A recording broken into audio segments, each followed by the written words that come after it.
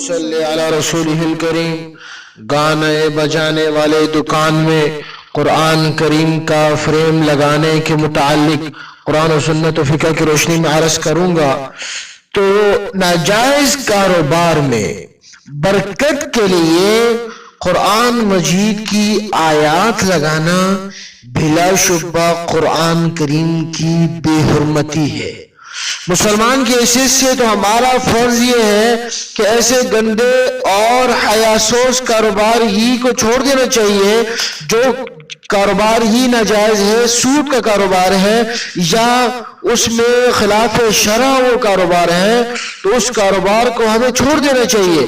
جو کاروبار بھی ہم کریں تو ہمیں چاہیے کہ ہم مفتیان کرام سے اس کے متعلق مسئلہ پوچھیں کہ آیا یہ حلال ہے یا ناجائز یا حرام ہے۔ ہمیں چاہیے، ہم پر لازمی ہے، ضروری ہے۔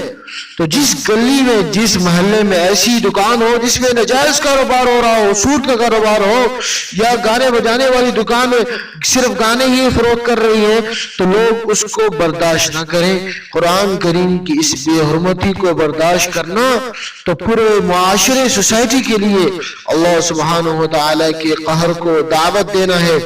ایسی دکان جس میں گانے بھی بج رہے ہیں، گانے لوگوں کو شیئر کیے جا رہے ہیں، لوگوں کو بیچے جا رہے ہیں، اور اس میں قرآن کریم کا فریم لگا ہوا ہے، تو ایسا جو قرآن کریم کا فریم گانے بجانے والی دکان میں لگانا، اس کے متعلق میں نے آپ کو بتا دیا کہ یہ گویا کہ اللہ سبحانہ و تعالیٰ کے قہر کو دعوت دینا ہے۔